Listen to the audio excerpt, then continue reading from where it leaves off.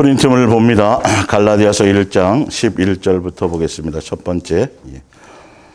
말씀 원고를 프린트 하셔서 출력하셔서 함께 보시면서 함께 은혜를 나누시기 감사하겠습니다.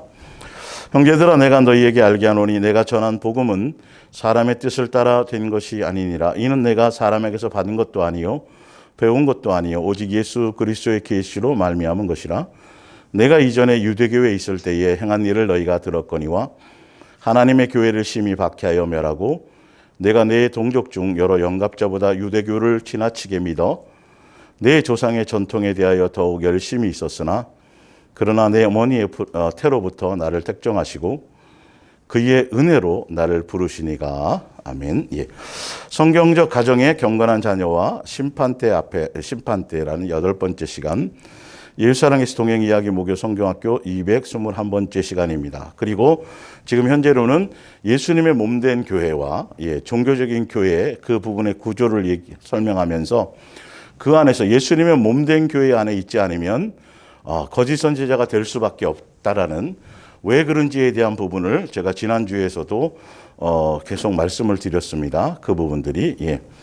그래서 사실은 지금 사도 바울이 본인이 지금 얘기하는 가운데서 옛날에는 유대교 안에 있었고, 유대교 안에 있었을 때는 사람을 기쁘게 했으며 또 사람에게서 기쁨을 찾았으며, 유대교회 안에 있었을 때에는 사람의 뜻을 따라 사람의 사상과 율례와 전통을 따라 유대교라는 그 종교적인 그 사상과 종교적인 어떤 이론과 그것을 더 열심히 믿고 열심히 따랐는데, 더 중요한 건 그것이 잘못된 지식을 따르는 것이었었다라는 것이죠.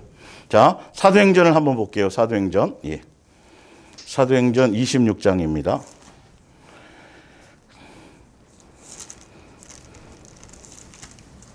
(26장) 15절.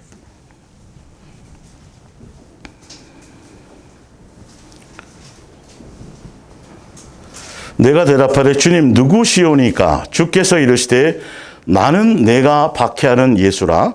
일어나 너희의 발로 서라. 내가 내게 나타난 것은 곧 내가 나를 본 일과 장차 내가 내게 나타날 일에 너로 종과 증인을 삼으려 함이니 이스라엘과 이방인들에게서 내가 너를 구원하여 그들에게 보내어 그 눈을 뜨게 하여 어둠에서 빛으로 사탄의 권세에서 하나님께로 돌아오게 하고 죄 사함과 나를 믿어 거룩하게 된 무리 가운데서 기업을 얻게 하리라 하더이다. 아멘. 그래서 지금 아까 사도 바울이 내가 유대교회에 있을 때 지나치게 믿고 내 조상의 전통에 대하여 더욱 열심히 있었지만, 그러나 예수님의 큰 은혜로 말미암아 지금 유대교에서 건져 주셨죠. 그렇죠? 그것을 얘기하는 것이죠.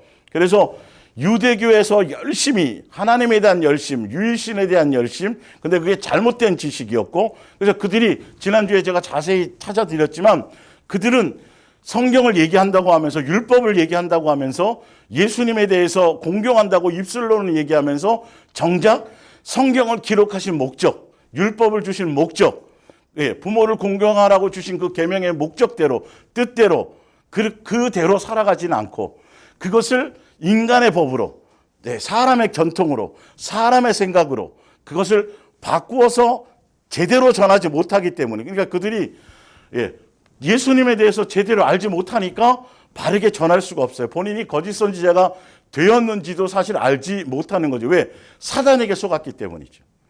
유대교 안에서 바리새파, 또 사두개파, 에세네파, 열심당원, 헤롯당 이런 식으로 그렇게 각각의 파들이 있었고, 그들은 지금 사실 알고 보면 그 당시에 유대교, 이스라엘은 유대교라는 분명히 유일신을 아버지로 섬기는 그 관계에서 점점 오면서 종교화되어져 갔어요. 이렇게 예수님을 아버지와 자녀의 관계가 아니라 유대교라는 종교화되어져 가서 예수님 당시에도 구약의 예수님의 율법 안에서 주셨던 제사장과 대제사장과 이런 그 제도들이 다 그대로, 예수님 당시에 대제사장이 있었고요. 예수님 당시에 제사장들이 직분을 다 갖고 있었어요. 그런데도 불구하고 그게 종교화되어져 버렸단 말이죠. 그래서 예수님의 뜻을 따라가는 것이 아니라 오히려 마귀에게 속아서 마귀의 종로로 타며 어둠의 세력에 붙잡혀서 하나님의 아들을 십자가에 못 박는 그런 도구로 사용될 수밖에 없는 것이 바로 유대교회였었다는 겁니다. 그런데 유대교회에 속해 있던 사도 바울을 어떻게 하셨어요? 건져내셨어요.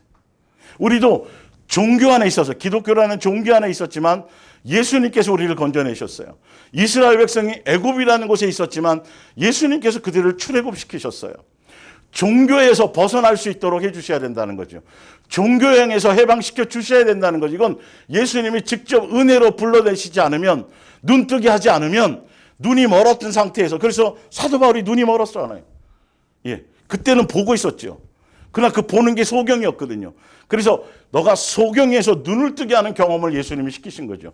유대교회에 있을 때와 예수님의 몸된 교회, 예, 여기 성경에서는 하나님의 교회라고 얘기하지만 예수님의 몸된 교회가 분명히 있고, 유대교회에 열심히 일었을 때는 바로 하나님의 교회, 예수님의 몸된 교회의 원수로 살게 되었다라는 겁니다. 그런데 자, 중요한 건 이제 누가복음 8장 9절을 한번 보세요.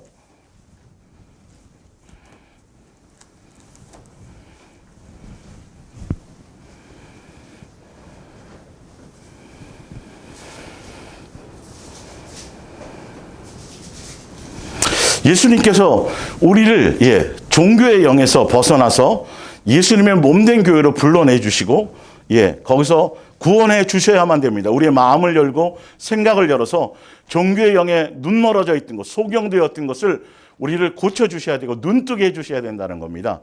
그래서 그것을 고쳐주시고 눈뜨게 해주시기 위해서 성경을 기록해 놓으셨어요. 성경의 열매를 통해서 그것을 알고 우리가 예수님의 몸된 교회에 속해 있는지, 종교의 교회에 빠져서 사단의 회에 빠져서 예수님과 원수된 그 삶을 살아가고 있는지, 성경은 얘기하고 있지만, 성경을 갖고 설교도 하고 성경을 통해서 공부도 하고 있지만, 정작 성경을 기록하신 예수님의 목적과 뜻대로 제대로 알고 가지 못한단 말이죠. 그 부분에서 건져주셔야 되고 눈뜨게 해주셔야 돼요. 자, 그 과정을 한번 좀 볼게요. 제가 이건 현대어 성경으로 읽어드리겠습니다. 누가복음 8장 9절. 제자들이 이 비유의 뜻을 묻자 예수께서 말씀하셨다. 하나님께서 너희에게는 이 비유의 의미를 알 수 있도록 하러 가셨다. 이 비유는 하나님 나라에 대해서 많은 것을 말하고 있다. 그러나 이 군중은 유대교에 속해 있던 그 당시에 이스라엘을 얘기하는 거예요. 옛 예언자들이 예언한 대로 보아도 보지 못하고 들어도 깨닫지 못한다. 이게 어디에 나오냐면 예언된 대로 이것이 이루어진 것을 얘기하거든요. 이사야서 6장 9절에 나옵니다. 자, 그래서 이사야서를 한번 볼게요. 이사야서 6장 9절을 볼게요.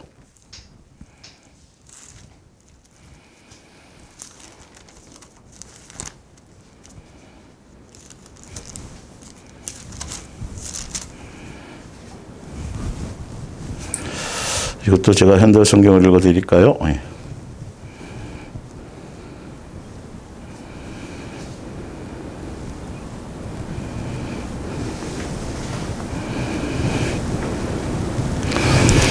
예수님이 제자들에게 허락하시고 또 다른 사람들에게는 비유로 설명할 수밖에 없었던 성경의 말씀을 그대로 이루어야 되게 되었던 그 예언의 말씀의 기준이 지금 이사야서 6장 9절입니다. 주께서 말씀하셨습니다. 그래, 그럼 내가 가서 이 백성에게 이 말을 전하여라. 너희가 듣기는 아무리 많이 듣더라도 깨달을 수는 없을 것이다. 너희가 보기는 끊임없이 보더라도 그 의미는 알 수가 없을 것이다. 그들의 뿌리 깊은 반역에 대해 이제는 하나님께서도 더 이상 참지 않으신다는 내용이다. 이 백성의 마음을 둔하게 하여라. 귀를 막아버려라. 눈을 아예 감겨버려라.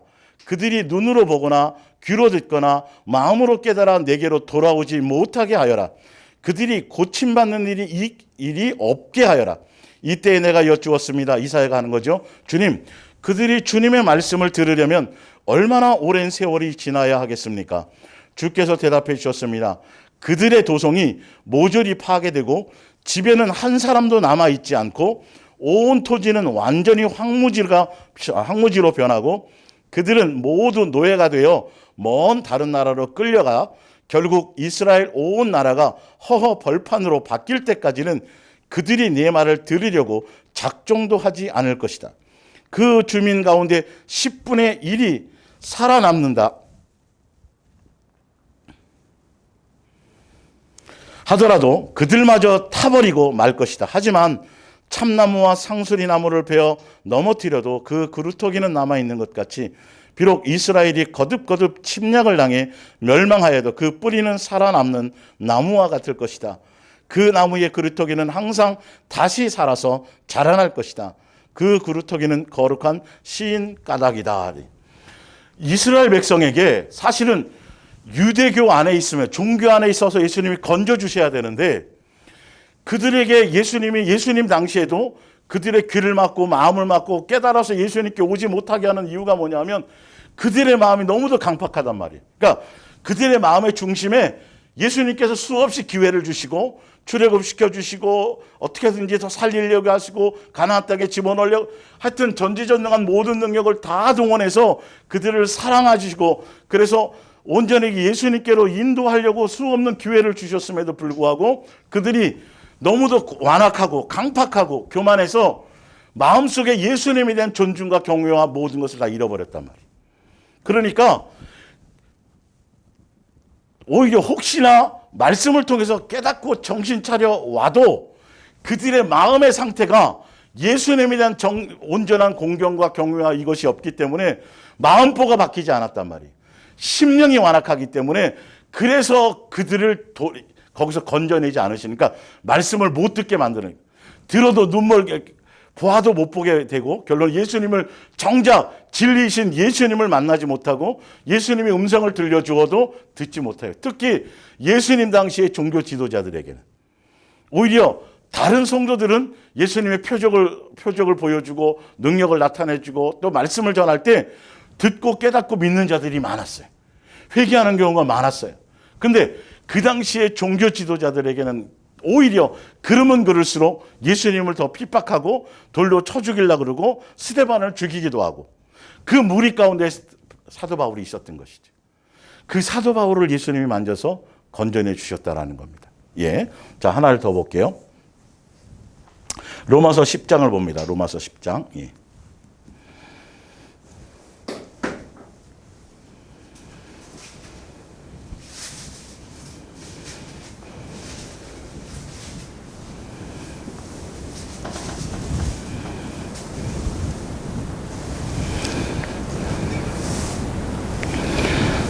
16절 볼게요.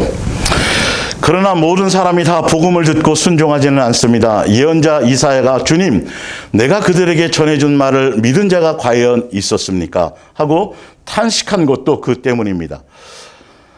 믿음은 이 그리스도에 대한 복음에 귀를 기울이는 데서부터 시작되는 것입니다. 그런데 유대인들은 어떻습니까? 그들은 하나님의 말씀을 듣지 못했던가요? 아닙니다. 하나님의 말씀은 그들이 있는 곳이면 어디에나 다 이르렀으며 복음은 땅끝까지 전해졌습니다. 그러면 유대인들은 하나님의 구원을 거부하면 그 구원이 다른 사람에게 간다라는 것을 몰랐던가요? 아닙니다. 그 옛날 모세 시대에 이미 하나님께서는 이렇게 말씀하셨습니다. 나도 내 백성이 아는 흉한 족속을 사랑하여 그들의 질투심을 일으켜 놓고 그들의 속을 썩여주겠다. 그 후에 이사야도 대담하게 이렇게 일러주었습니다. 나는 너희를 도와주려고 항상 기다리고 있었으나 나에게 도와달라고 호소하는 사람이 하나도 없었다. 하나님께서는 이스라엘에게 계속 자신의 팔을 벌리고 계셨지만 그들은 계속 이유를 들어놓으면서 하나님께로 돌아가기를 거부하였습니다. 11장 1절로 넘어가 보겠습니다. 예. 그러면 하나님께서 당신의 백성인 이스라엘을 거부하고 버리신 것입니까? 천만의 말씀입니다. 나 역시 아브라함의 후손이며 베냐민 지파에 속하는 이스라엘 사람이라는 것을 기억해 두기 바랍니다. 자, 지금 제가 읽어드리는 거 뭘 증명하고 뭘 설명하려냐 하면 예수님이 직접 오셔갖고 메시아로서 말씀을 전하는데도 유대교의 전통에 깊이 뿌리 박혀서 마귀의 회에 빠져서 그들에게 예수님과 종교라는 것에 빠져서 예수님 우상화 섬기고 그렇게 사는 사람들에게 예수님이 와서 비유로 말씀하시고 못 알아듣게 하시고 못 깨닫게 하시는 이유가 지금 거기서 설명하고 있는 거예요. 끝없이 기회를 주고 선택해서 선민으로 불러주시고 수십 억만 번을 참아주시고 인내해 주시고 용서해 주시고 그 길을 예수님께서 행해 주셨는데도 불구하고 그들이 마음이 완악하고 패역하고 예수님을 아버지로 공경하지도 않고 존중하지도 않고, 그래서 짐승도 안다 그러잖아요. 예. 짐승도 아는데 짐승도 부모를 아는데 먹이주는 주인을 아는데 너희일까 보냐라고 계속 말하고 있어요. 예. 바로 그거예요. 지금 예수님에 대한 마음과 중심이 없으면 아무리 말씀을 들려주어도 귀가 뭐 그래서 종교에서 벗어나지 못하는 이유가 그것 때문이라는 거예요. 예수님이 기회를 안 주셔서가 아니라 그들의 마음이 예수님에 대한 진실하고 깨끗한 마음에 초점이 없단 말이죠. 끝없이 예수님을 수단 삼고 이용하고 예수님을 오히려 종처럼 여기는 그들의 마음이 폐역하고 완악한 그 강팍함 때문에, 그래서 예수님께서 아예 기회를 차단하시고 그들에게 기회를 주시지도 않아요. 혹시 기회를 얻었다 할지라도 뒤에 나오지만 예수님이 표적을 보고 보여주시는 것을 보고 그들이 믿었어요. 믿었다 할지라도 다시 또 돌아가 버린단 말이죠. 이게 지금 그런 것들을 제가 좀 설명하려고 하는 거예요. 종교의 영에서 벗어나야 되고 종교에서 벗어나야 되고 예수님의 몸된 교회에 속해야 되는데 왜 이런 부분들이 그만큼 어렵고 힘들고 잘 안 되는 요소가 무엇 때문일까? 그 원인을 지금 설명드리는 거예요. 성경에 답이 다 있어요. 11장 2절 현대어 성경입니다. 로마서, 하나님께서는 처음부터 선택한 당신의 백성을 버리신 일이 없습니다. 성경에 기록된 것만 상기해 보아도 알 수 있지 않습니까? 일찍이 예언자 엘리야는 이스라엘 사람들이 어떻게 예언자들을 죽이고 하나님의 제단을 헐어버렸는가 하는 사실을 하나님께 고발하면서 그 땅에서 하나님을 사랑하는 자가 자기 혼자뿐이며 그들이 자기마저도 죽이려 한다고 호소하였습니다. 11장 4절입니다. 그때 하나님께서 무엇이라고 말씀하셨습니까? 아니다. 남아있는 사람은 너 하나뿐만이 아니다. 아직도 나를 사랑하고 우상하게 절하지 않는 사람이 너 말고도 7천 명이나 있다고 하시지 않았습니까? 이 엘리야라는 대단한 능력자도, 예수님께로 능력을 받아서 수많은 표적과 이적을 행했던 그 엘리야조차도 몰랐어요. 예수님이 하시는 일에 대해서 몰랐어요. 예수님이 갖고 있는 깊은 마음과 뜻과 생각에 대해서 몰랐어요. 이세벨이 다 계속 선지자를 잡아 죽이고 자기 스스로가 나 혼자 남았다고 생각했던 거예요. 나 혼자 남았는데 왜 예수님은 가만히 계시지라고 생각했지만, 예수님은 이 바알에게 무릎 꿇지 않고 예수님을 사랑하는, 여기 나와 있죠, 그렇죠? 하나님을 사랑하고 바알에게 우상하게 무릎 꿇지 않고 예수님을 아버지로 제대로 섬기며 양육되어지는 사람들, 여기에 이름이 있어요, 없어요? 성경에 이름 나와요, 안 나와요? 이름도 없는 사람들이요. 이름도 없는데 예수님께는 엘리야보다도 더 대단하게 인정받는 사람들이라는 거죠. 드러나지 않아요. 남에게 높임받지도 않아요. 그러나 예수님의 생명으로 예수님과 동행하셔서 예수님의 몸된 교회를 계속 예수님의 때부터 제자를 통해서 계속 이렇게 양육해 오시고 그 교회를 존재하게 하신 것처럼 엘리야 시대도 마찬가지로 드러나지 않았지만 이세벨이 찾아서 다 잡아 죽여도 예수님이 보호하고 예수님이 양육하시는 무리는 따로 있다라는 거죠. 우리가 그 무리 안에 속해야 된다라는 거예요. 그 무리 안에 속하는 사람들은 이름도 없어요. 사실 성경에 이름도 없어요. 사실은. 그러나 예수님은 강력하게 그들을 확증하시고 신약에 지금 로마서에 그것을 드러내시잖아요. 그 얘기를 해주시잖아요. 아무리 세상에 멸망을 시키려고 한다 할지라도 예수님에 대한 공경과 경외와 존중과 마음의 중심을 예수님께 갖고 있는 사람들은 반드시 예수님이 지키시고 그들을 예수님이 관리하시고 예수님이 양육하시고 예수님의 교회에서 예수님의 몸된 교회 성도로서 예수님이 양육하시는 사람들은 따로 있다는 거죠. 그 열매를 여러분들이 보고 가셔야 돼요. 11장 5절에 오늘날도 마찬가지라고 이렇게 나와 있어요. 지금도 마찬가지로 역사하고 계세요. 그래서 열매로 보고 아는 거예요. 종교에 속한 교회에 내가 성도인지 아니면 예수님의 몸된 교회에 속해서 가는 성도인지를 알아야 된다. 성경을 통해서. 이스라엘 사람 전부가 하나님을 떠난 것은 아닙니다. 예수님 당시에도 하나님의 은총으로 선택되어 구원받은 소수의 사람들이 남아 있습니다. 그러나 그들도 선을 행해서가 아니라 하나님의 은총으로, 은혜로 선택된 것입니다. 사도 바울이 유대교에서 건진 받은 것도 은혜로 된 것이에요, 사실은요. 예. 우리도 또한 은혜로 지금 종교에서 벗어나서 예수님의 몸된 교회 안에서 그 바른 복음을 따라가게 되는 거죠. 그렇지 않으면 값없이 주는 선물이 더 이상 값없이 주는 것이 될 수 없기 때문입니다. 일을 해서 얻는 것이라면 선물은 아닌 것입니다. 결국 대부분의 이스라엘 사람들은 그들이 찾고 있던 하나님의 은총을 얻지 못하였습니다. 단지 소수의 사람들, 하나님께서 선택한 사람들만이 그 은총을 얻었을 뿐 다른 사람들은 완악해져 버린 것이 현실입니다. 이 말은 은총을 받을 사람과 안 받을 사람이 정해졌다는 소리가 아니라 예수님이 은총을 주셨지만 그 은총을 완악함 때문에 거부해서 그 기회를 놓쳐버린다는. 그래서 그 기회를 놓쳐서 한 사람들은 더 완악한 길로 가버리게 되고 지극히 소수의 무리라 할지라도 예수님의 주신 그 은혜를 붙잡는 사람들은 은혜의 길로 갈 수 있도록 구원해 주셨다라는 거예요. 예수님 당시에도요. 복음을 못 듣게 하고 못 깨닫게 했던 그 당시에도 예수님의 음성이 들리는 사람들이 있었다라는 거죠. 사실은요. 예. 자, 성경은 이에 대해 다음과 같이 말하고 있습니다. 주께서 너희의 눈을 감겨 놓으셨는데 이 눈이 바로 예언자들이다. 주께서 너희의 머리를 덮어 두셨는데 이 머리가 바로 선견자들이다. 그리고 다윗도 다음과 같이 말하였습니다. 저들의 잔치상이 오히려 올가미가 되게 하시고 아무런 걱정이 없이 살아가는 그때가 오히려 함정이 되게 하소서. 저것들 두 눈이 멀게 하소서. 등짝에서는 식은땀이 줄줄 흘러내리게 하소서. 왜? 예수님께서 끝없이 기회를 주셨다 할지라도 예수님께서 끝없이 용서를 하시고 은혜를 베풀었는데도 그 완악함과 패역함과 교만함이 예수님을 존중하고 경외하지 않고 예수님을 멋대로 섬기고 우상화시키는 그들에게 지금 말씀하고 있는 거죠. 예. 이것은 하나님께서 이스라엘을 영원히 버리시지 않겠다는 뜻일까요? 거두시지 않겠다는 뜻일까요?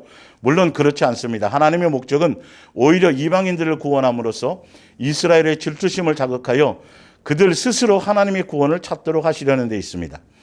이스라엘이 하나님께서 베푸시는 구원을 받아들이지 않은 덕분에 온 세상이 풍성한 복을 받았다면 이스라엘이 그리스도께로 돌아올 때 얼마나 더 큰 복을 누리겠습니까? 예. 그걸 지금 설명하는 거예요.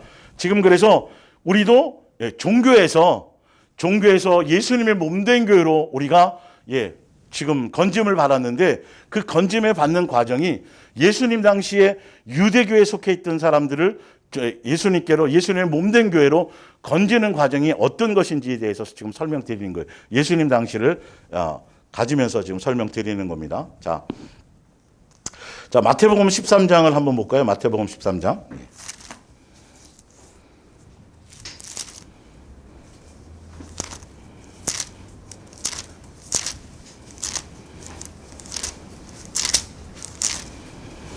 마태복음 13장. 51절부터 볼게요. 이 모든 것을 깨달았느냐. 이게 천국에 대한 비유를 하시니 대답하되 그리하오이다.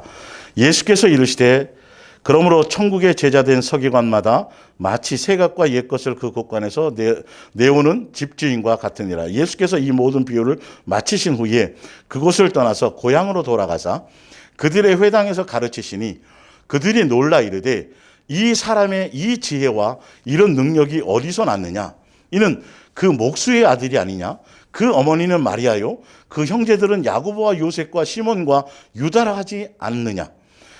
그 누이들이 다 우리와 함께 있지 아니하냐? 그런즉 이 사람의 이 모든 것이 어디서 났냐 하고 예수를 배척한지라. 예수께서 그들에게 말씀하시되 선지자가 자기 고향과 자기 집 외에서는 존경을 받지 않음이 없느니라 하시고 그들이 믿지 않으므로 예수님도 예수님을 환영하는 사람에게 예수님을 존중하는 사람에게 더 많은 역사를 주시고 더 많은 기회를 주시고 더 많이 해주신다라는 거예요. 그 말이에요. 지금 존경을 받지 않으면 하고 그들이 믿지 않으므로 말미암아 거기서 많은 능력을 행하지 아니하시니라. 오히려 고향에서 예수님을 환영하지 않아요. 믿지 않아요. 배척해요. 인간으로만 생각해요. 하나님의 아들로 여기지 않아요. 예수님에 대한 존중감이 없어요. 그러니까 예수님에 대한 마음의 진실함 깨끗함으로 존중감을 갖고 예수님에 대한 마음을 가져야 그 마음 안에 예수님이 역사를 하시는 거예요. 그러니까 예수님도 자신을 환영하는 곳에, 예수님에 대한 말씀을 사모하는 곳에, 예수님을 더 경외하고 존중하는 곳에 그 심령 가운데 예수님은 더 큰 역사를 이루신다라는 것이죠. 그러니까 그래서 말씀을 듣기 전에 더 겸손하게 어린아이처럼 사모함을 가지라는 이유가 그것 때문이에요. 말씀은 중매자를 통해 전달이 되지만 그것을 잘하게 하시는 그 모든 것들이 바로 머리이신 예수님으로 말미암았기 때문에. 그러니까 마음에 예수님에 대한 존중감이 없으면 예수님도 역사하지 않는다니까요. 똑같이요. 자, 마태복음 18장 1절을 볼까요? 마태복음 18장 1절.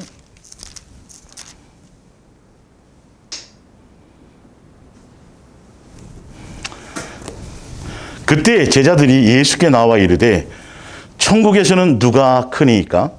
예수께서 한 어린아이를 불러 그들 가운데 세우시고 이르시되 진실로 너희에게 이르노니 너희가 돌이켜다라는 건 사단의 회에 있을 때, 종교의 영에 있을 때, 유대교에 빠져 있다가 예수님으로 말미암아 예수님의 몸된 교회로 돌이켜서 회개했을 때를 얘기해요. 현대 성경을 보면요, 그렇게. 자, 돌이켜서 어린아이들과 같이 되지 아니하면 결단코 천국에 들어가지 못하리라. 그러므로 누구든지 이 어린아이와 같이 자기를 낮추는 사람이 천국에서 큰 자니라.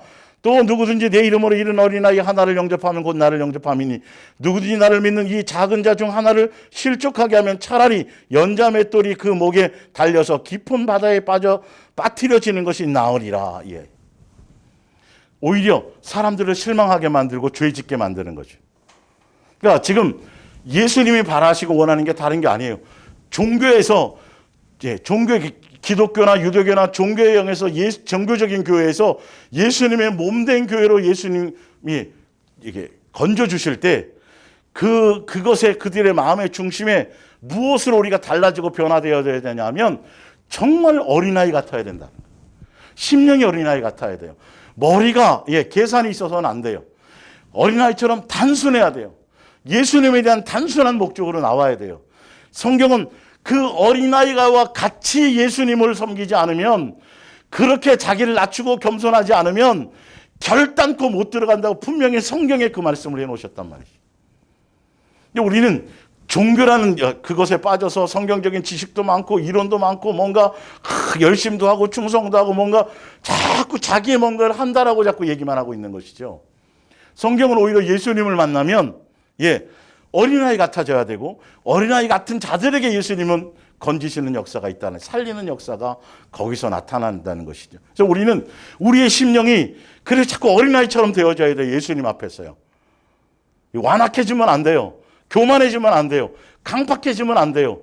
성경의 지식과 이론으로 자꾸 자기의 뭔가를 드러내려고 하면 안 돼요. 성경대로 가야 돼요. 말씀대로 순종해 가야 돼요.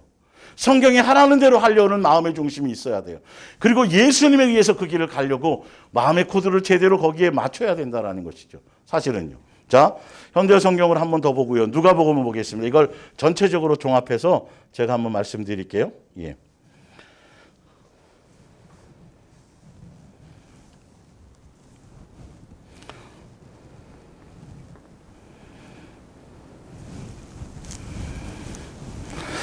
누가복음 8장 11절입니다. 이 비유의 뜻은 이러하다. 씨는 인간에게 주시는 하나님의 말씀이다.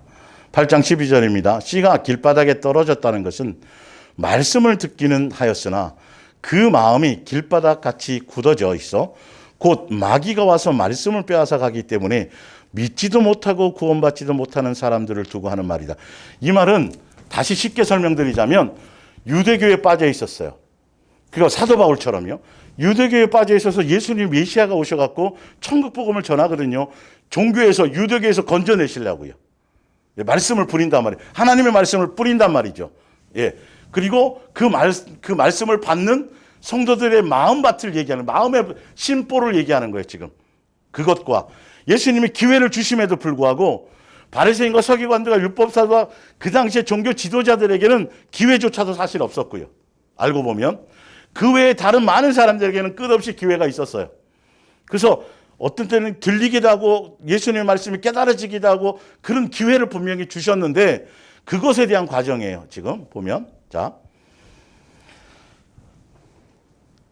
다시 12절 읽어드릴게요. 씨가 길바닥에 천국 복음이 떨어졌어요. 예수님만 사랑하라는 세 계명의 복음이 떨어졌죠. 다는 것은 예수 사랑 예수 동행의 복음이 떨어진 거나 마찬가지예요. 말씀을 듣기는 하였으나 그 마음이 길바닥같이 굳어져 있어 곧 마귀가 와서 말씀을 빼앗아 가기 때문에 믿지도 못하고 구원받지도 못하는 사람들을 두고 하는 말이다. 또 하나의 밭이 있는데 씨가 돌밭에 떨어졌다는 것은 말씀을 기쁘게 듣지만 믿음의 뿌리를 받고 자라지 못하는 사람들을 두고 하는 말이다. 그들은 말씀이 옳다는 것을 알고 잠시 동안 믿기는 하지만 시험을 받을 때에 떨어져 나간다. 예수 맞아요. 동행에 맞아요. 이게 말씀이 맞고요. 그동안 우리가 종교에서 속았어요. 막 그러다가도 또 종교로 돌아가 버려요. 예, 자기 열심과 자기 뭐로 돌아가 버린다니까요. 또 옛날로 돌아가 버려요. 이제 그것을 얘기하는 거예요. 지금요. 8장 14절에 씨가 가시덤불 속에 떨어졌다는 것은 말씀을 듣기는 하였으나 생활에 대한 염려와 모아놓은 재물과 여러 가지 책임이나 세상 쾌락들에 휘말려서 열매를 제대로 맺지 못하는 사람들을 가르쳐 이르는 말이다. 첫 번째나 두 번째나 세 번째나 결국은 영생하지 못하는 건 똑같아요. 예수님이 말씀하시는 것은 열매 맺는 것을 얘기한단 말이죠.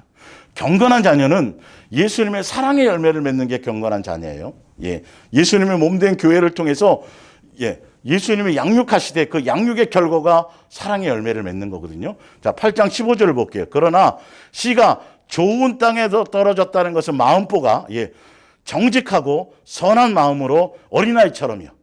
어린아이 같이 진짜 어린아이 같은 심령으로 예수님과 대면하고 예수님 만나고 자꾸 예수님 교제하고 예수님에 대한 말씀을 그리스도에 대한 말씀을 제대로 자꾸 전달받고 영의 말씀으로 제대로 공급받으면 교만했던 사람이 완악했던 사람이 스스로 높다고 생각했던 사람들이 자꾸 어린아이처럼 단순해지고 여려지고 이렇게 되어지게 돼 있어요.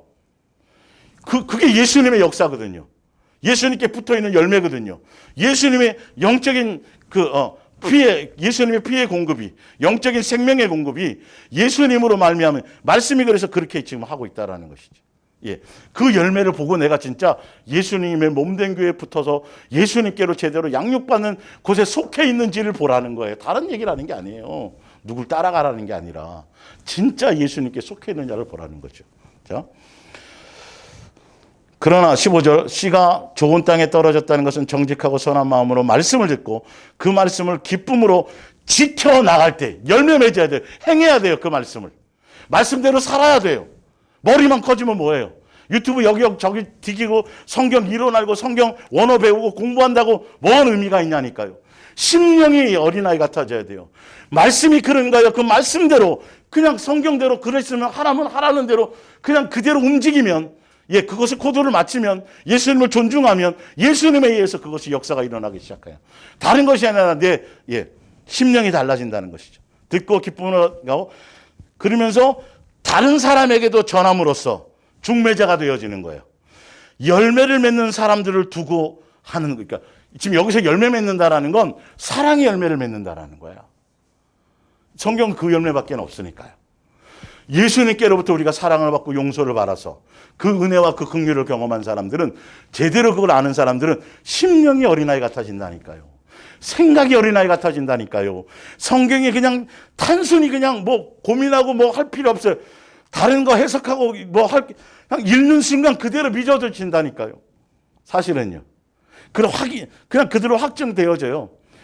그래서 그 사람이 그 예수님의 그거를 경험해서 그것이 다른 사람에게까지 연결이 돼서 전달되어져서 사랑의 열매를 맺는 것까지가 되어져야 되는데 그것을 위해서 예수님 우리를 부르시고 이끄시는데 종교에서 벗어났어요. 나름대로. 종교적인 교회 시스템에서 벗어나서 동행해서 말씀 듣고 막 하다면 하면서도 결론은 그들의 완악함과 옛날에 가졌던 자기에 대한 것들, 종교적인 습성들 이런 것들을 여전히 그대로 붙들고 완악하게 가기 때문에 어린아이처럼 되어져야 되는데 그것들을 내려놓지 못하기 때문에 결론은 다시 돌아가 버려요. 조금 어떤 것만 생기면 아까 얘기한 것처럼요. 제대로 말씀이 던져졌는데 제대로 뿌리를 못 내는 경우도 있고 기쁨으로 듣고 뭘 하지만 또 염려와 근심 때문에, 그런 여러 가지 때문에 결론은 어디까지 가야 되는데? 열매 맺는 데까지 가야 되는데. 예. 이해가 가시죠? 그래서 사도 바울을 유대교에서 예수님이 건져주시는 것처럼 지금 현재에도 예수님께서 종교에서, 기독교나 어떤 그 종교적인 것에서 우상화되어졌던 사람의 가르침을 통해서, 사람의 사상을 통해서, 그래서 사도 바울이 나는 유대교에 있을 때는 사람의 전통과 교훈 가운데 있었고, 사람의 사상을 따라갔고, 사람을 기쁘게 했고, 사람에게서 기쁨을 찾았고, 근데 이거는 내가 예수님께로부터 받은 예수님의 몸된 교회에 속해 있는 제대로 된 복음은, 바른 복음은, 예수님만 사랑하는 이 복음은 다른 것이 아니라 예수님으로 말미암았다라는 것이죠. 사람의 가르침이 아니라. 종교, 유대교, 기독교, 이슬람부터 모든 종교는 기본 바탕 사상이 바로 뭐냐 하면 사람의 사상과 생각이에요. 제가 지난주 목요일 날 제가 그 부분을 좀 설명을 해드렸잖아요. 그리고 목요일 하고 토요일 날 기독교 신문 제가 그걸 딱 보는데 배송 오는 게 있거든요. 정확하게 뭐가 나오냐 하면 한국의 장로교회 최고 큰 교단의 신학교 총장, 신임총장님하고 신문, 기독교사 신문 기자하고 인터뷰한 내용이 기사로 나온 게 있어요. 제가 한번 읽어드릴게요. 총장님께서 생각하시는 정통 보수 신학이란 무엇입니까? 이렇게 물어봐요. 정통 보수 신학은 모든 성경이 하나님의 말씀인 것으로 믿고 따르는 것입니다. 여기까지 맞아요. 그런데 뒤에 그것에 대한 근거에서 칼빈주의의 개혁 신학을 계승, 보전, 발전시키는 것입니다. 이렇게 돼 있어요. 이게 그럴싸해요, 사실은요. 그런데 이게 모든 기독교라는 종교 안에 갖고 있는 모든 카톨릭부터 시작해서 모든 종교의 바탕, 신학의 바탕이 다 이렇게 되어져 있어요. 아주 적나라하게 얘기하고 있다고요. 자, 좀 더 읽어드릴게요. 그러니까 정통 보수 신학이 아니라 하나님의 말씀인 것으로 믿고 따르면 누구의 것이 아니라 그냥 예수 그리스도를 성경대로 그대로 믿으면 되는 거거든요. 사실은 따르면 되는 건데 거기에 사람의 사상이 들어간단 말이에요. 어느 교파 어느 종교를 말해서 이것이 없는 것이 없어요. 다 사람의 가르침이, 특히 유대교 자체도 사람의 가르침으로 예수님의 말씀의 뜻을 변질시켜서 자기들의 욕심을 채우고 사람들에게서 우월해지고 대접받고 예수님의 자리에 서려고 그들이 하나님의 뜻대로 성경에 기록된 의도대로가 아니라 싹싹 변질시켜서 예수님 입술로만 주여 주여 하고 말씀대로 살지 않고 뜻대로 행하지도 않고 잘못된 거짓 선지자의 길을 가는 것이죠. 지난주에 제가 다 찾아서 설명드렸으니까요. 그 어떤 것은 특히 우리의 신학과 신앙은 하나님 중심, 성경 중심, 교회 중심이 되어야 한다고 믿는 것입니다. 이거 아주 그럴싸하죠. 하나님 중심, 성경 중심, 교회 중심, 이게 다 누구예요? 다 잡소리예요. 오직 누구면 돼요? 그냥 예수님이면 되는 거예요. 그럴싸한데 말이 다 틀린 말이에요, 사실은요. 여기서 얘기하는 게 다 틀리다니까요, 사실 내용이. 교회가 예수님인 걸 모르는 거예요. 교회는 아까 얘기했던 우리가 종교적인 교회 시스템 안에 그 교회로 자꾸 착각하고 있는 것이죠. 그렇게 그럴싸하게 얘기하는데 전혀 잘못된 길로 가고 있어요. 전혀 방향이 안 맞는 거예요. 예수님이 없어요, 여기에는요. 예수님을 향해 가는 게 아니에요. 성경이 그런 것을 믿고, 그런데 누가 얘기한 그 신학의 사상을 바탕으로 해서 무슨 중심인데 그것도 누가 만든 거예요? 인간이 자기 멋대로 만든 중심이에요, 그게요. 예수님 원하는 것, 그냥 성경에는 누구로 말미암아 예정하셨어요? 예수님으로 예정된 거기 때문에 그냥 예수님으로 통일되면 되는데 그 예수님으로의 통일이 여기서 다 무너지는 거예요. 지금 더 이어서 좀 볼게요. 또한 저는 이러한 신학적인 토대 위에 우리의 경건한 신앙, 여기 경건이 나와요. 종교 안에, 기독교라는 종교 안에 경건이 뭔지는. 자, 신앙을 위해 실천적 노력인 기도 생활, 예배 생활이 함께 있어야 비로소 정통 보수 신학이 그 빛을 발한다고 믿습니다. 저도 지금까지 그런 정신으로 목회해 왔습니다. 이게 뭔 말인지 이제 아셔야 돼요. 이게요. 본인도 모르고 거짓 선지자 노릇하며 가는 거예요. 기도 열심히, 예배 열심히, 그 예배도 다 예배당에 나와서 교회 조직 안에서 여기서 씨름하는 얘기를 하고 있는 거고, 기도도 다른 예수님의 뜻을 아는 거나 그것이 아니라 세상에 속한 것들, 자기의 욕망에 대한 것들, 구하지 말라는 것들을 구하는 그런 것들을 기도로 지금 생각하고 있는 것들이죠. 다 우상화하고 있는 것들을 얘기해요. 이해가 가시죠? 여기서 목사들이 배출된단 말이에요. 이 사상의 바탕 안에서. 사도 바울도 그랬었거든요. 예수님이 건져주셔야 돼요.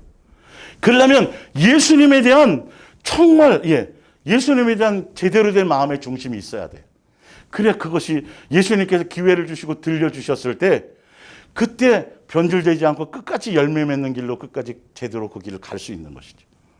이 가치를 아는 사람들은 예수님이 불러주시고 예수님이 들리게 해주시고 예수님의 성경대로 이 말씀이 깨달아지고 믿어져지는 이것이 얼마나 엄청난 축복인지를 몸소 경험하게 되어진다는 거죠.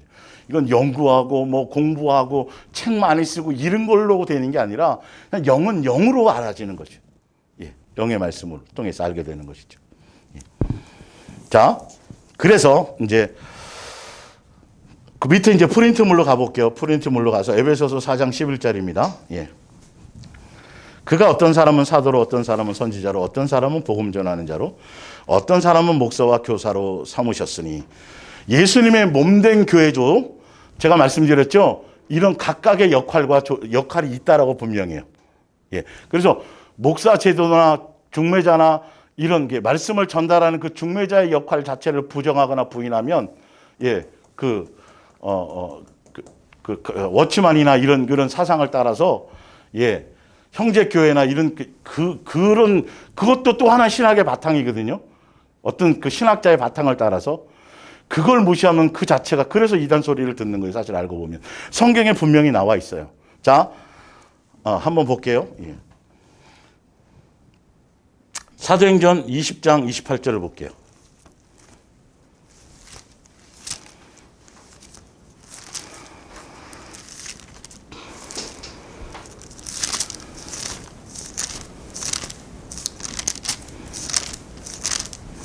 성도들이 눈을 떠서 그 마음속에 정욕적인 것이 없어져야 어린아이 같이 순수해져야 제대로 된 중매자를 볼 수 있어요. 끼리끼리예요. 사실 알고 보면. 성도들이 선택하는 거예요. 중매자는 반드시 있어요. 예수님이 세우셨기 때문에요. 모세를 세우고 다 질서를 세워서 예수님은 다 그 질서 안에 뭔가 하게 하신 건 분명히 있어요. 그 사람이 높낮이는 아니고 그 사람을 떠받들라는 것은 아니에요. 그러나 역할은 분명히 있어요. 같은 지체고 형제이지만. 뭔 말씀인지 알겠죠? 그래서 제대로 그것을 분별할 수 있고 따라가야 된다는 거죠. 한 무리로 가야 된다는 것이죠. 자, 사도행전 20장 28절. 여러분은 자기를 위하여 또는 온 양떼를 위하여 삼가라. 성령이 그들 가운데서 여러분을 감독자로 삼고 하나님이 자기 피로 사신 교회를 뭐하게 하셨어요? 보살피게 하셨느니라. 교회를 예수님의 몸된 교회를 세우시고 그 교회 그 안에 이브의 역할을 감당하고 중매의 역할을 감당하는 뭐 직함이 목사든 뭐든 관계없어요. 뭘 교사라 뭘 부르는 게 뭐 그렇게 중요하겠어요? 뭐 어쨌든 성경에 나오니까 목사로. 그렇게 예수님이 그 직분과 역할을 다른 직분도 다 있어요. 있는데 지금 구체적으로 그 부분에 대해서 지금 설명을 드리는 거예요. 목사제도 자체를 부인하는 건 그건 잘못된 거예요. 형제의 자매가 아니라는 소리가 아니에요. 분명히 역할이 있어요. 그 역할의 비중이 커요, 사실은요. 예수님이 세워야 돼요. 근데 이제 거짓 선지자들은 뒤에 이제 계속 이어서 나가겠지만 거짓 선지자들은 예수님이 세우지 않고 스스로 쓴 사람이 굉장히 많기 때문에 그것도 성경에 나온단 말이에요. 내가 보내지 않았는데, 내가 세우지 않았는데 스스로 마귀에 의해서 자기의 어떤 직업적으로 이렇게 된 중매자도 있기 때문에 분별하라는 거예요, 성경이에요, 사실은요. 우리가 제대로 눈을 뜨고 예수님에 대한 중심을 제대로 가져야 그 분별한 눈이 되지, 내 눈이 멀어져 있으면 겉모습 화려하고 세상적인 기준으로 엉뚱한 사람을 따라갈 수밖에 없어요. 끼리끼리예요. 그거는 자기가 따라가는 거예요, 사실은. 이름 없이 빛 없이 감추어져 있지만, 드러나지 않지만, 이름도 없지만, 그러나 제대로 예수님에 대한 생각과 눈을 갖고 있으면 그거 아니라 그냥 예수님의 그 중심을 따라서 알게 되는 것이죠. 왜? 이 땅에 예수님이 교회를 세웠으니까요. 예수님이 교회 세우셨다니까요. 머리로 다 지체로 연결되게 예수님의 몸 된 교회가 존재한다니까요. 그 안에 속해야 된다니까요. 교회 없이는 그 속하지 않으면 자기 혼자 성경책 펴놓고 집에서 이거 영상으로 예배 드리는 그 자체를 제가 잘못됐다고 그냥 그게 아니라 지금 속해져 있을 때 그것이 해당이 되는 것이죠. 사실은요. 그 안에 속해 있을 때. 그냥 액세서리식으로 이 말씀 듣고 저 말씀 듣고 해서 그냥 이게 얼마나 위험한 건데요. 잘못하게 되면. 정확하게 뿌리를 둬야 돼요. 예수님이라는 것에. 이거 지금 마지막 시대에 기존 종교적인 교회가 너무도 타락하고 너무도 세속화되어지다 보니까 예수님의 몸된 교회까지 부정되어지는 게 이게 안타까울 뿐이죠. 이건 반드시 정신 바짝 차려야 돼요. 성경 그대로 믿어야 돼요. 성경은 있어요. 그건. 세웠어요. 예수님이 세운 교회가 있고 예수님이 세운 다 그 역할에 있는 사람들이 있어요. 내가 눈을 떠야 예수님을 제대로 만나야 그게 보인단 말이에요. 사실은요. 선택되어서 가야 되겠죠. 베드로전서 5장 1절이에요.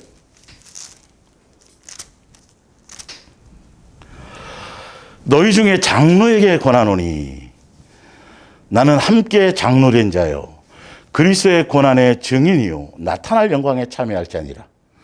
예수님에 대한 모습을 드러내고 예수님의 고난을 드러내고 예수님의 고난에 동참한 게 예수님께 세운 예수님의 종이 되는 것이죠. 너희 중에 있는 하나님의 양무리를 치되 이렇게 예수님이 맡긴다니까요. 이게 역할을 주신다니까 분명히 있어요. 이걸 부정하면 큰일 난다니까요. 치되 억지로 하지 말고 하나님의 뜻을 따라 자원함으로 하며 더러운 이득을 위하여 하지 말고 기꺼이 하며 맡은 자들에게 주장하는 자세를 하지 말고 양무리의 본이 되라. 그러니까 분명히 예수님께서 중매자의 역할, 입술의 역할, 목사로서의 어떤 그 역할을 할 수 사도 요한처럼 세례 요한처럼 그 역할을 할 수 있도록 해주셨는데 중요한 건 그 역할이 없다라는 게 아니라 역할이 있는데 예수님이 세운 방법대로 그 역할을 감당해야 되는데 그렇지 않은 것이 문제란 말이에요. 예수님이 세우신 예수님의 종들은 성경이 예수님이 하라는 그 모양대로 그 질서대로 그렇게 어떻게 가정부터 시작해서 예수님께서 하라는 그 식양대로 그 모양대로 중매자의 역할을 감당하게 되어져 있어요. 주장하는 자서도 안 해요. 이익을 따라가지도 않아요. 그런데 잘못 교회 안에서 그러니까 종교적인 교회 안에서는 이것을 표방하면서도 결론은 중심은 전혀 예수님이 맡긴 그게 아니라 자기 양으로 생각하는 거예요. 자기는 종인데 예수님의 몸된 교회는 예수님의 양을 종으로서 섬기라고 그래서 예수님이 너 이런 방법으로 섬겨야 돼 라고 예수님이 제안해 놓으셨는데 그 제안을 제대로 열매를 보고 가야 된단 말이에요. 사실은 예수님과 제대로 만나서 중매된 사람 유대교에서 사도 바울을 건져내서 사도 바울이 변화되어져서 예수 그리스도의 몸된 교회의 증인이 된 그 모습대로라면 사도 바울의 열매가 달라진 것처럼 이게 달라져야 된단 말이에요. 제도가 없다라는 게 아니라 이해가 가세요? 정확하게 이해하셔야 되고 성도들도 제대로 보고 가셔야 돼요. 너무도 이것이 잘못되고 타락되어지고 세속화되어졌기 때문에 제가 극단적으로 설명한 것뿐이지 중매자의 역할이 반드시 있어요. 그 굉장히 비중이 커요. 사실 알고 보면.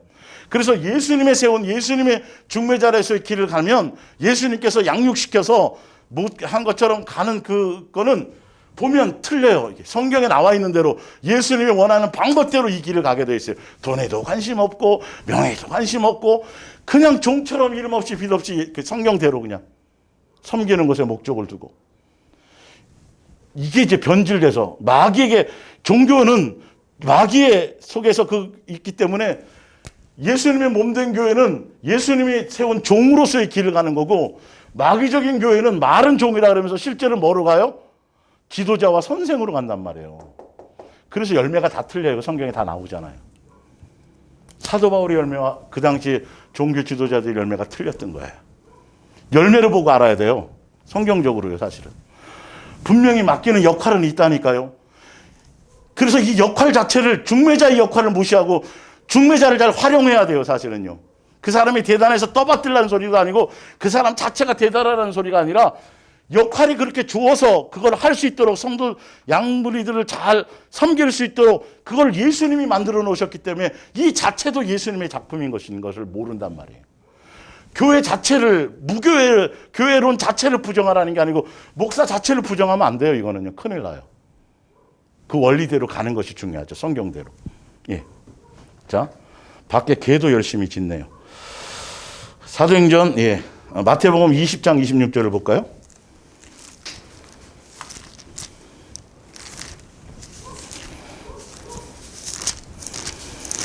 내 소리가 들리나 보다, 저 개가. 그죠? 개는 예민하니까. 그죠? 아닌가요? 예. 네. 개도 은혜를 받으면 좋겠네요. 자, 20장 26절. 너희 중에는 그렇지 않아야 하나니. 그래서 예수님이 계속 제가 이어서 찾아드리겠지만 마태복음 23장도 그렇고 마태복음 6장에서도 그렇고 계속 예수님이 뭘 하냐면 사람에게 보이려고 하지 말라. 사람에게 나타나려고 그러지 않지만 사람에게서 높임 받지 말라.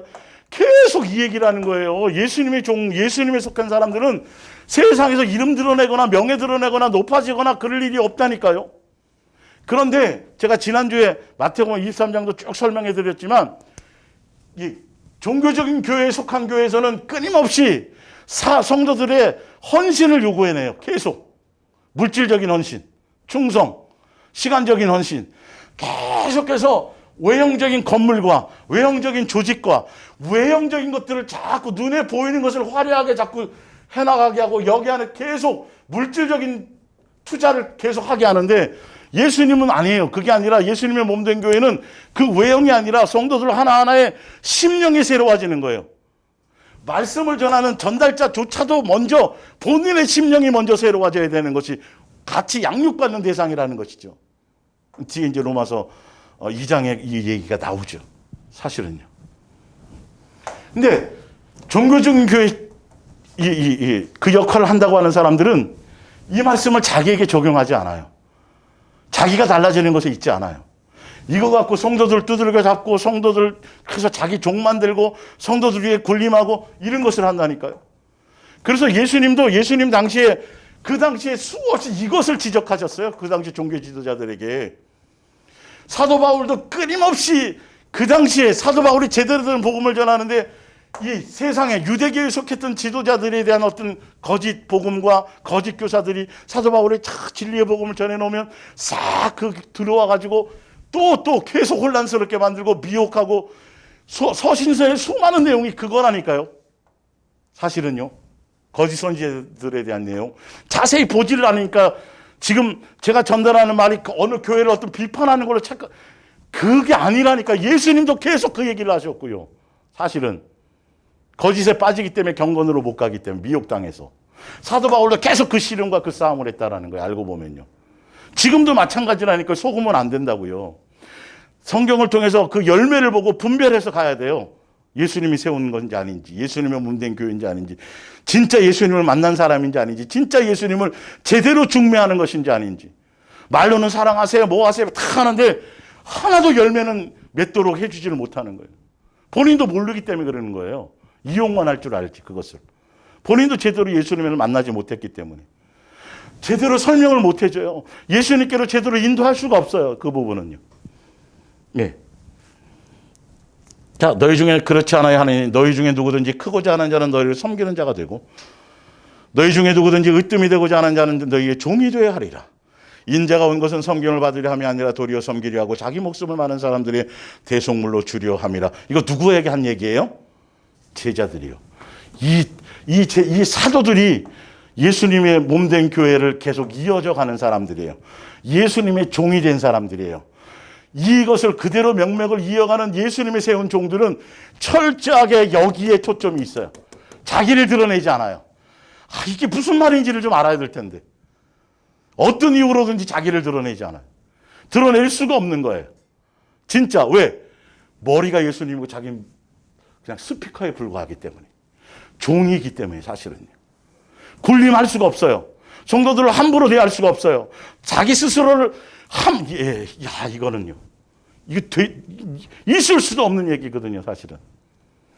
근데 종교에 속한, 유대교에 속했거나 종교에 속한 지도자들, 자기 스스로 세워진 지도자들은 마귀적인 열매로 드러나게 돼 있어요. 성도들에게 함부로 해요. 그들 위해 높임 받으려고 그래요. 대접 받으려고 그래요. 돈에 눈 멀어 있어요.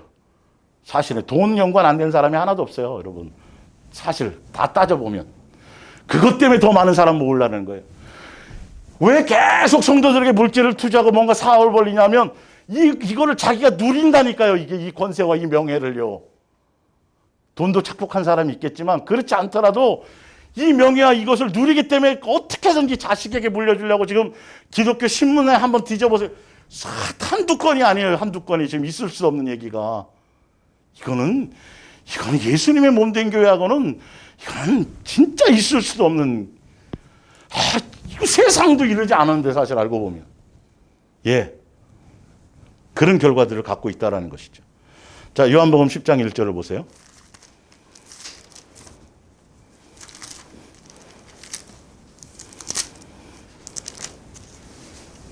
내가 진실로 진실로 너에게 이르노니 문을 통하여 양의 우리에 들어가지 아니하고 다른 데로 넘어가는 자는 절도며 강도요. 문으로 들어가는 이는 양의 목자라. 문지기는 그를 위하여 문을 열고, 여기 보면 목자가 있고 또 누가 등장해요? 문지기가 등장해요. 종이에요, 종. 문지기의 역할을 하는 종이 따로 종이 있어요. 사람으로 세운 게 있단 말이에요. 문지기는 목자가 들어가면 목자가 들어가서 행할 수 있도록 문 열어주고, 목자가 나가면 양이 다른 데로 밖에 못 나가도록 짐승의 그것을 받지 않도록 또 딱 문을 닫아주고. 그거예요, 그거. 분명히 역할이 있단 말이에요. 예. 자, 자기 양을 다 내어놓은 후에 앞서가면 양들이 그의 음성을 아는 거로 따라오되 타인의 음성을 알지 못하는 거로 타인을 따르지 아니하고 도리어 도망하느니라. 예수께서 이 비유로 그들에게 말씀하셨으나 그들이 이거 예수님에 대한 얘기를 못 알아듣는 거예요. 예수님이 목자라는 걸. 왜? 그 당시에 종교 지도자들이 자기가 목자라 그랬거든요. 사람은 목자가 될 수 없는 걸 이들은 몰랐던 거예요. 그러니까 소경인데도 소경인지 알지 못했고, 그러니까 예수님께 나오지도 않고, 그러니까 거짓 선지자가 될 수밖에 없어요. 사실은 예수님이 설명했는데도 못 알아들어요. 비유로 설명했기 때문에. 더더군다나. 하나 더 볼게요. 그러므로 예수께서 다시 이르시되 내가 진실로 진실로 너에게 말하노니 내가 양의 문이다. 예수님 아니면 양과 연관될 일이 없다라는 거예요. 문지기랑은 또 틀린 거예요, 이 부분은요. 예수님만이 목자고 사람은 목자가 될 수 있다, 없다요? 없어요, 사람은. 그래서 목사의 역할을 감당하고 이것을 직분이 있어도 자기가 목자라고 얘기하면 큰일 나는 거라니까요. 목자는 예수님밖에 없어요. 종으로서의 그 역할을 다 어떤 입의 역할을 하는 그 중매자의 그 자체인 것뿐이죠. 예수님만 드러내는. 그리고 더더군다나 본인도 또한 양육받는 대상이라는 것이죠. 종이라는 것이죠. 그 일 역할을 통해서. 이것이 강력하게 자기 속에 와줘야 성도들 함께 그 부분에서 계속 끊임없이 이것을 성도들에게 계속 설명해 줘야 된다니까요. 예수님을 향해 갈 수 있도록. 목사인 자기를 향해 집중하지 못하도록 이것은 끊임없이 옷을 찢어서라도 사실은요. 할 수만 있으면. 이것을 전혀 모르기 때문에 예수님 만났다 그러고 예수님 동행을 얘기한다 그러고 예수님 사랑을 얘기한다고 하면서도 그냥 종교적인 시스템 그대로 가니까 성도들이 헷갈리는 거예요. 도대체 진짜 예수님으로 동행하는 게 뭔지를, 그건 다른 교회랑은 뭔가 틀린 것 같고 뭘 얘기하는 것 같은데 전혀 또 열매는 또 그렇지 않아요. 그냥 절기 그대로 지킬 건 지키고 그냥 이게 완전히 뒤집어져야 되는데, 무형의 교회로서 삶의 현장에서 예수님의 통제를 받는 것을 향해 갈 수 있도록 뭔가 중매되어야 되는데요. 좀 더 한두 개 더 볼게요. 고린도후서 11장 2절입니다.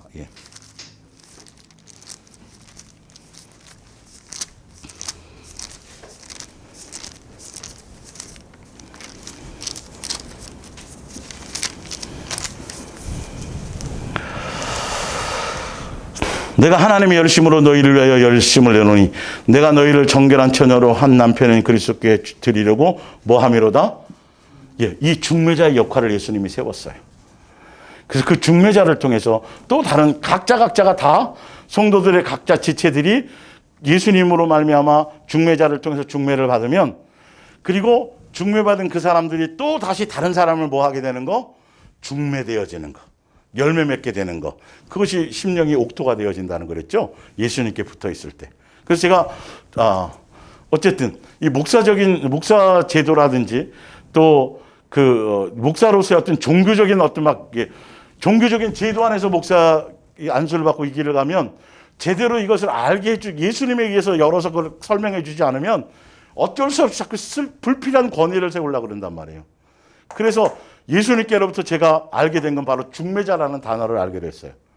그래서 그 이후로는 사실 어디에도 제가 사실 알고 보면 평상시에 그렇지만 거의 목사라는 단어를 잘 안 써요. 예. 그러니까 그게 중요한 게 아니라 중요한 건 중심이 어떠해야 된다라는 걸 제가 설명드리려고 하는 것이죠. 예. 자, 갈라디아서 6장 6절입니다. 이게 현대어 성경입니다. 예. 제가 이거는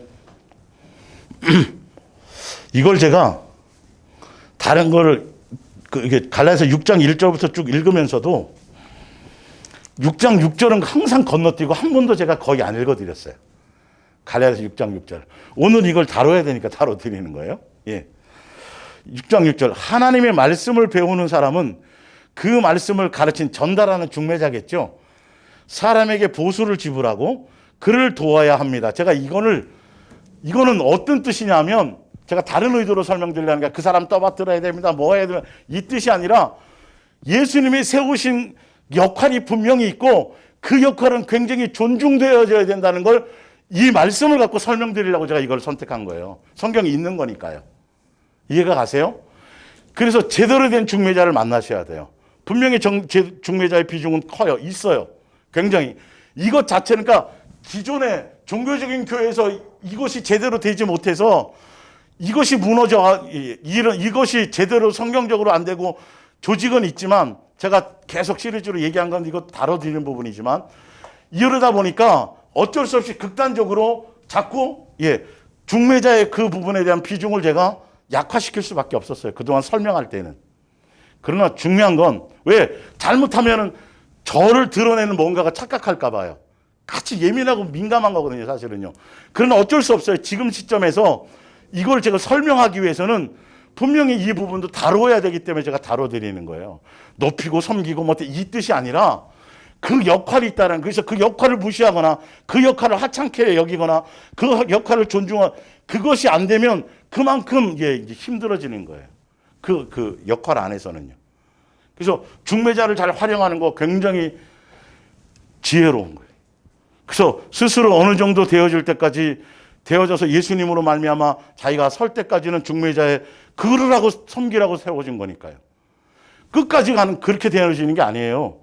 그래서 제가 예전에도 한번 설명드렸을 거예요. 부모와 자식 간에도 어릴 때는 부모에게 도움도 받고 뭐도 받고 양육도 받고 쭉 가지만 이제 어느 정도 커서 이렇게 되면 친구처럼 되어지고 나중에는 어떻게 되어져요? 같이 늙어가는 거예요. 중매자, 지금 교회 안에 세우는 중매자와 성도들의 관계가 사실 그런 거예요. 먼저 양육받아서 먼저 그것을 했기 때문에 그걸 전달하는 거고, 그래서 먼저 선임양으로서 전달을 해주고, 그럴 땐 도움을 받기도 하고 서로 이렇게 교제하고 이런 부분이 있어야 되겠죠. 그렇죠. 그러니까 이게 중요한 건 예수님의 몸된 교회에 속해 있느냐 아니냐는 그 성도들과 대화를 해보면 영적인 대화가 되느냐 안 되느냐 여기서 다 갈려요, 사실은. 아니, 같은 교회에서 신앙생활 하는데도 영적인 대화가 안 맞아요. 그러면 뭔가 어느 쪽이 문제가 있는 거예요. 용어가 안 맞고. 이해가 가시죠, 이건요? 똑같이 예수님을 믿는데요. 교회 오래 열심히 다녔대요. 그런데 성경 가지고, 말씀 가지고 성경에 있는 내용 갖고 대화가 안 돼. 이거는 예수님 몸된 교회에 속해서 붙어 있는 사람들은 어디 떨어져 있든 멀리 있든지 외국에 있든지 대화하면 그냥 금방 반가운 거예요. 금방 반가운 거예요. 금방 알아듣는 거예요. 일일이 다 깊이 있게 설명하지 않아도. 그것처럼. 하여튼 그래서 중매자의 역할과 도움을 해서 그거라고 해놓은 거니까요. 예. 그래서 점점점 하게 되면 이제 스스로 서지고 그러다 보면 이제 같이 서로 협력해서 같이 든든해져가는 관계로 되어지는 것이죠. 높낮이 관계도 아니고 종과 주인의 관계도 아니에요. 동등된 관계예요. 그러나 그 역할이 있다라는 것이죠. 예. 그래서 그 부분을 제가 좀 예, 왜 그러냐면 잘못된 이 부분이 또 신학 그 종파 부분에서 잘못된 부분이 목사 제도가 잘못됐다고 다 지체고 성경은 형제로 나와 있는데 그러니까 답답한 거예요. 성경을 알려면 제대로 알던가 부분적으로 한 구절 그거 뽑아갖고 원어에는 뭐 어떻고 저떻고 하면서 자꾸 다른 방향으로 가게 되니까 예수님이 끝없이 그렇게 기회를 주셨는데도 불구하고 결론은 또 자기의 완악함과 자기의 어떤 옛날의 종교적인 습성과 종교적인 어떤 그런 것 때문에 아니 새벽 기도를 몇십 년 몇백 년 하면 얼만큼 하면 예수님 닮아갈 수 있을까요? 그걸로 아니다. 예수님의 머리이신 예수님을 붙드는 건 그런 너희의 열심과 충성 이것이 아니라는 것이죠. 사실은요. 그래서 제가 마지막으로 지난주에 이제 설명드렸던 것 중에 하나가 뭐냐 하면 바로 거짓 선지자는 다른 것이 아니라 성경을 갖고 얘기하지만 성경이 기록된 목적과 의도대로 제대로 전달하지 못한다. 인간의 계명과 인간의 생각으로 인간의 사상으로 잘못 전한다라는 거예요. 본인도 잘 모르고요. 근데 그렇게 변질돼서 전할 수밖에 없는 이유가 목적이 왜 이렇게 전하게 되냐면 결론은 자기가 예수님 자리에 쓰고 자기를 드러내고 자기를 자랑하기 자기가 존중받기 위해서다. 또 한 가지 두 번째 종교적인 교회의 강력한 종교성의 위험은 뭐냐면 끊임없이 종교적인 교회에서 뭐냐면 여러분들이 뭔가 노력하고 애써야 됩니다라고 가르쳐요. 예수님도 제가 청년 때 뭐냐면 신학교 목사가 되려면 신학교 가기 전에 철학책도 해야 되고 영어도 해야 되고 뭐도 예수님은 스스로 준비한 사람을 붙들어 사용하신대요. 그게 그럴싸하잖아요. 가장 강력하게 사악하고 악한 거예요. 필요로 하면 예수님이 만들어서 사용하시는 거예요. 사실 알고 보면요. 근데 그럴싸한 얘기가 결론은 그래서 성도들한테 뭔가 해야 되지 않겠습니까? 여러분 하셔야 예수님이 거기 역사를 합니다. 결단하세요. 뭔가 결단하시고 뭔가 더 노력하시고 더 많이 기도하는 시간도 늘려보시고 성경도 더 많이 보시고 뭐도 하시고 여러분이 노력하고 애써야지 됩니다라고 그렇게 하는데 가장 위험한 짓이에요. 그것은요. 그럴싸한데 가장 위험한 짓이에요. 예수님의 몸된 교회에 속한 사람들은 자기로 말미암아 뭔가를 하는 게 아니에요. 옛날에는 종교의 영에 있을 때는 종교적인 교회에 있을 때는 이 열심과 충성과 이것을 위해서 이것 때문에 엄청나게 많이 인정도 받고 나름대로 뭔가 해서 행해 왔다고 생각되겠지만 그러나 이제는 예수님의 머리가 되신 예수님께 붙어있는 지체로 붙어있는 예수님의 몸된 교회에 속한 사람들은 에베소서 4장부터 읽어드린 대로 예수님에 의해서 공급되어져야 돼요. 예수님에 의해서 뭔가 나타나져야 돼요. 그러기 위해서는 어린아이처럼 되어져야 돼요. 진실하고 깨끗함으로 예수님 자체가 목적이어야 되고 예수님의 사랑의 코드에만 맞추는 것이 전부여야 돼요. 사실은요. 그래서 예수님에 의해서 예수님은 말미암은 열매가 되어져야 되는데 종교적인 교회는 이것을 강조해요. 더 크게 외치세요. 더 많이 시간을 해서 더 많이 기도해 보세요. 더 많이 뭘 해보세요. 계속 종교적인 헌신과 노력과 수고를 가르쳐요. 그래서 뭔가 되면 교만해지는 거예요. 안 되면 좌절하고요. 되면 남보다 높아져서 자랑하고 간증하고 이게 그럴싸한데 이게 가장 마귀적이고 가장 사악한 것 중에 하나예요. 예수님으로 말미암은 사람들은 자기를 드러낼 수가 없어요. 왜? 은혜뿐이니까. 그게 정상이에요. 도대체 내가 뭘 얼마나 많이 하면, 내가 얼마나 더 많이 노력하면, 내가 얼마나 성경을 많이 연구하면, 내가 원어를 얼만큼 많이 보면 아무것도 해당되는 게 없어요. 그게요. 경건의 비밀에 사실은요. 맨 마지막에 다뤄야 될 건데 어쨌든 나왔으니까 다루더니. 이게 경건의 비밀인데 진리가 우리를 자유케 하는 건데 또 새벽 기도하는 대로 돌아가요. 또 시간 내서. 예수님의 사랑 안에 있는 것이 전부라니까요. 마지막이라니까요. 그게.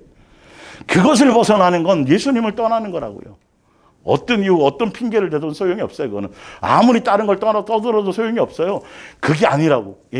더 예수님을 더 잘 믿기 위해서 가는 거라고. 천만의 말씀이에요.